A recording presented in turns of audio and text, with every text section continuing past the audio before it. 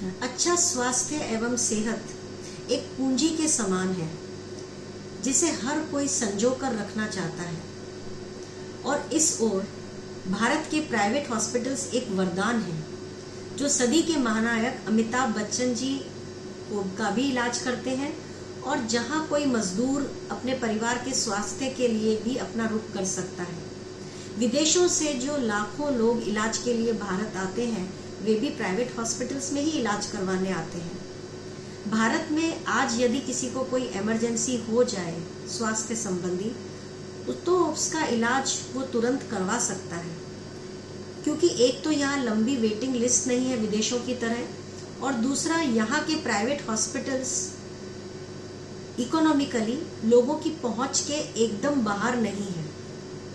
यही कारण है कि पिछले 22 सालों में मैंने कितने ही सफाई कर्मचारियों को, सब्जी बेचने वालों को, रिक्शा चालकों को, मजदूरों को, एक्सपीरियंस्ड गवर्नमेंट डॉक्टर्स की फ्री सर्विसेज को छोड़कर प्राइवेट हॉस्पिटल्स का रुख करते देखा है।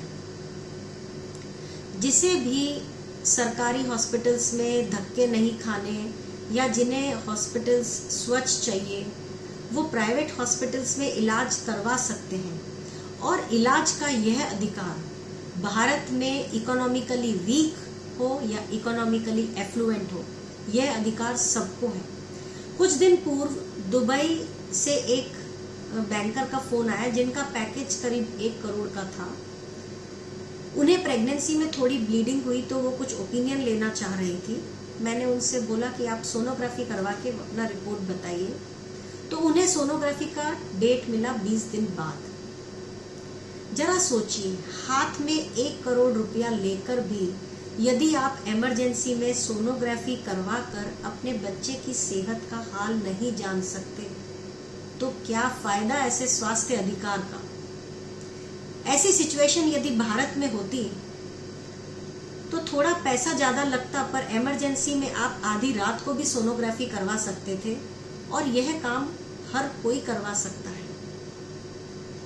अब राजस्थान सरकार को अचानक लोगों के स्वास्थ्य के अधिकार की याद आ गई तो उन्होंने कह दिया, बिल ही पास कर दिया बिना किसी चर्चा के कि यदि किसी को कोई इमरजेंसी है स्वास्थ्य संबंधी तो वो किसी भी हॉस्पिटल में चला जाए, बिना किसी पैसे का उनका इलाज होगा और यदि उस हॉस्पिटल में इलाज नहीं हो पा रहा है तो हॉस्पिटल या डॉक्टर अपने खर्चे पर उनको जहां वो इलाज होता है वहां शिफ्ट करेगा।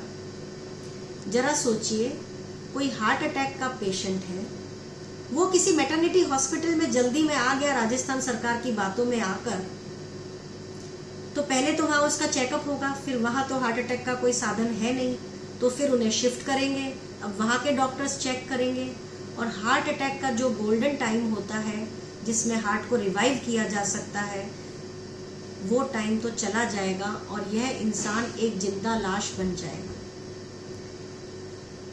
तो सरकार लोगों को तो बरगला ही रही है और डॉक्टर्स को रेवड़ी देने की ट्राई कर रही है। डॉक्टर्स को कह रही है कि आप ये जो इलाज इमरजेंसी में करेंगे फ्री में और जो शिफ्टिंग करेंगे उसका जो भी खर्चा होगा वो आप सरकार से बाद में ले लें।